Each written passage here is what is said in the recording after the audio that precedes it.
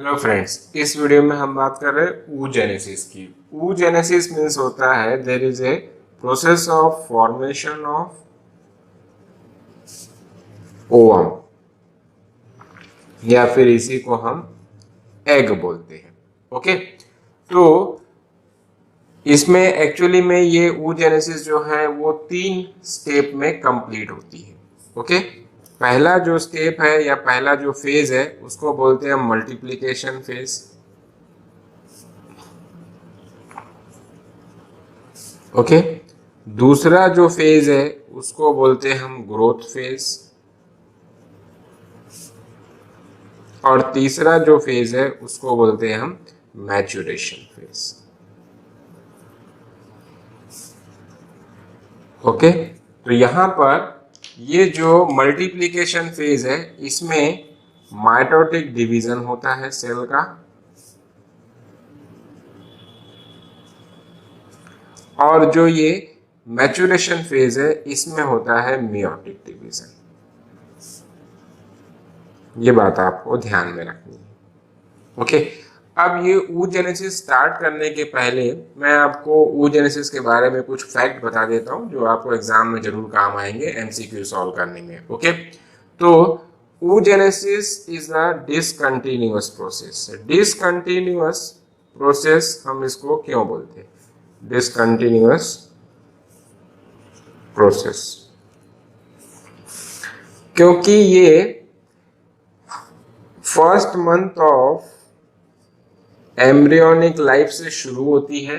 मतलब जो 9 महीने का गेस्टेशन पीरियड होता है उसमें जो पहला महीना होता है, जो बच्चा माँ के पेट में होता है, उसी महीने से फीमेल फीटस में जो है oogenesis प्रोसेस स्टार्ट हो जाती है। उसके बाद ये प्रोसेस जो है बर्थ तक चलते रहती है और ये बर्थ के बाद स्टॉप हो जाती है। इसके बाद ये फिर से शुरू कब होती है? प्यूबर्टी पर। तो यहाँ पर बर्थ के बाद यहाँ पर जो ये स्टॉप हुई है, तो इसकी वजह से ये कंटिन्यूअस प्रोसेस नहीं है, इसलिए हम इसको क्या बोलते हैं? Discontinuous process.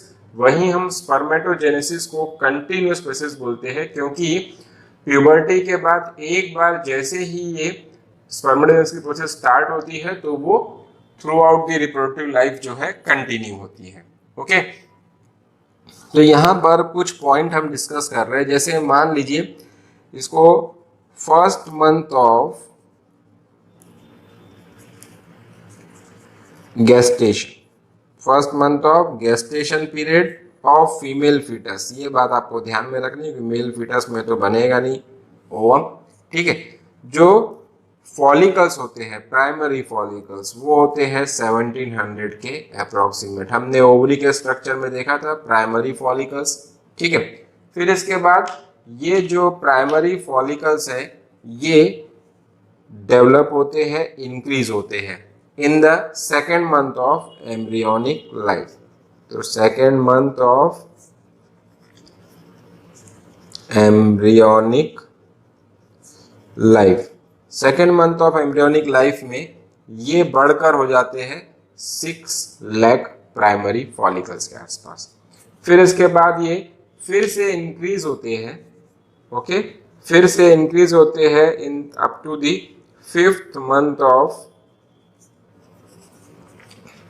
Embryonic life. इस टाइम तक के जो इनका काउंट हो जाता है वो आता है 7 मिलियन। लेकिन 5th month of embryonic life के बाद, 5th month of embryonic life के बाद ये जो काउंट है ये कम होने लगता है, और इस प्राइमरी फॉलिकल्स का जो काउंट कम होने की जो प्रोसेस है इसको हम बोलते हैं एट्रीशिया। क्या बोलते हैं? एट्रीशिया। अब एट्रीशिया जो है वो बर्थ तक कंटिन्यू रहता है, और एट बर्थ, जब फीमेल बेबी का बर्थ होता है तब ओवरी जो है उसकी ओवरीज जो है दोनों की दोनों ओवरीज में मिलाकर अप्रोक्सीमेटली 2 मिलियन प्राइमरी फॉलिकल्स होते हैं। Have 2 million primary follicles. देखिए यहाँ पर क्या हुआ था कि 5th मंथ में 7 मिलियन हो गए थे, लेकिन अब बर्थ के टाइम पे कितने हो गए? 2 मिलियन हो गए। तो काउंट को कम हुआ है, काउंट तो कम हुआ है, और इसी काउंट को जो कम हुआ है it is because of the process of atresia. ठीक है, और ये जो 2 मिलियन का जो काउंट है ये फर्दर और कम होता है टिल प्यूबर्टी। जब प्यूबर्टी जब अचीव होती है तो टिल प्यूबर्टी ये जो काउंट है ये हो जाता है 60,000 से लेके 80,000 प्राइमरी फॉलिकल्स का। करेक्ट। अब यहां पर एक पॉइंट मैं आपको लिख के देना चाहता हूं कि एवरी 500 प्राइमरी फॉलिकल्स में से, हर 500 प्राइमरी फॉलिकल्स में से एक ही only one primary follicle develop into egg. हर 500 में से मात्र एक जो प्राइमरी फॉलिकल है वो एग में कन्वर्ट हो पाता है। ठीक है, अब हम देखेंगे oogenesis की एक्चुअल प्रोसेस। ठीक है, तो oogenesis में होता क्या है कि सबसे पहले तो होते हैं प्राइमरी फॉलिकल्स। ठीक है, प्राइमरी फॉलिकल्स जो होते हैं ये प्राइमरी फॉलिकल्स मल्टीप्लिकेशन में जाते हैं, मल्टीप्लिकेशन फेज में जाते हैं और ये बनाते हैं oogonia। प्राइमरी फॉलिकल्स जो है they are diploid in nature, once again they develop into the diploid structure which is called as oogonia। और ये oogonia में डेवलप होने का जो फेज है उसको बोलते हैं हम मल्टीप्लिकेशन फेज।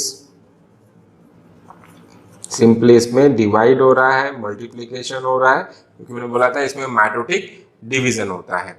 अब ये जो oogonia है ये फर्दर थोड़ा सा साइज में बड़ा होता है और ये बनाता है, ये साइज में बड़ा हो गया, फिर से ये डिप्लॉयड रहेगा और ये बनाएगा प्राइमरी oocyte। अब ये क्या हुआ है कि साइज में इंक्रीमेंट हुआ है, इसीलिए हम इस फेज को क्या बोल सकते हैं, ग्रोथ फेज। अब ये ग्रोथ हुई क्यों है, ये ग्रोथ हुई इसीलिए है क्योंकि यहाँ पर क्या हुआ है कि यॉक फॉर्मेशन हुआ है। मतलब इसमें का जो यॉक कंटेंट होता है oogonia में का वो बढ़ने लगता है। तो ये जो यॉक फॉर्मेशन की प्रोसेस है उसको हम बोलते हैं वाइटेलोजेनेसिस। तो यहाँ पर हम क्या बोल सकते हैं कि ग्रोथ क्यों हुई है, ड्यू टू वाइटेलोजेनेसिस। वाइटेलोजेनेसिस मतलब यॉक फॉर्मेशन। तो यॉक फॉर्मेशन की वजह से इसमें ग्रोथ देखने को मिल रही है। ठीक है, अब ये जो प्राइमरी oocyte है ये अब फर्दर 2 सेल में डिवाइड हो जाएगा with the process of meiosis first. लेकिन ये जो डिवाइड होता है प्राइमरी oocyte ये 2 अलग अलग साइज की सेल में डिवाइड होता है। मतलब जो इसका यॉक कंटेंट होता है वो इक्वली दोनों सेल में डिस्ट्रीब्यूट नहीं होता, जिसकी वजह से एक सेल जो है वो छोटी बनती है और एक सेल जो है वो बड़ी बनती है। तो ये जो छोटी सेल बनी है इसको हम बोलते हैं फर्स्ट पोलर बॉडी। ये जो बाद में डीजनरेट हो जाएगी। ओके, और ये मियोसिस फर्स्ट के बाद बनी है तो ऑब्वियस सी बात है ये कैसी रहेगी, हैप्लॉइड सेल रहेगी। अब यहाँ पे जो दूसरी बड़ी वाली सेल बनी है ऑब्वियस सी बात है ये भी हैप्लॉइड है और इसको हम बोल देंगे सेकेंडरी oocyte। तो प्राइमरी oocyte के बाद क्या बना है, मियोसिस फर्स्ट के कारण सेकेंडरी oocyte बना है। अब यहाँ पर ये जो प्रोसेस है, ये oogenesis प्रोसेस है, ये यहाँ पर स्टॉप हो जाती है मियोसिस फर्स्ट पर। जो हम डिसकंटिन्यूअस प्रोसेस की बात कर रहे थे तो यहाँ पर oogenesis अरेस्ट हो जाती है। तो यहाँ पर मैं लिख देता हूँ oogenesis is arrested in diplotin stage of prophase 1 of meiosis 1। ठीक है ना। अब इसको ज्यादा मैं डिटेल में डिस्कस नहीं करूंगा, आपसे इतना जान लीजिए कि यहाँ पर ये अरेस्ट हो जाती है, मतलब कि स्टॉप हो जाती है। ठीक है।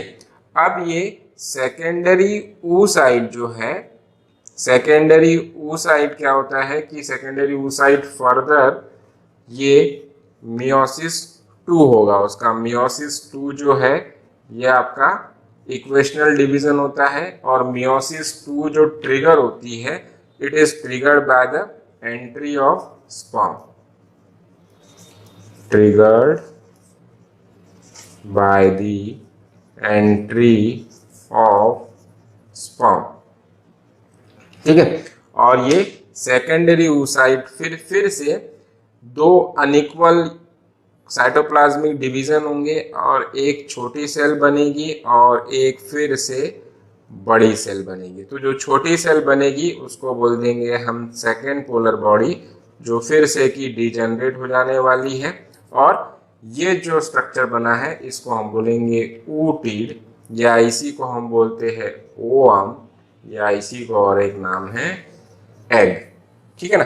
तो ये जो सेकेंडरी oocyte से एग बनने की जो प्रोसेस है, ये तब तक कंप्लीट नहीं होगी जब तक स्पर्म आके सेकेंडरी oocyte को टच नहीं करेगा। जैसे ही स्पर्म आके सेकेंडरी oocyte को टच करता है, सेकेंडरी oocyte ootid में कन्वर्ट हो जाता है, नहीं तो उसके पहले तक जो है सेकेंडरी oocyte एग में कन्वर्ट नहीं होता है। ओके। तो ये था आपका oogenesis, मतलब कि formation of ovum and sperm. Okay, thank you.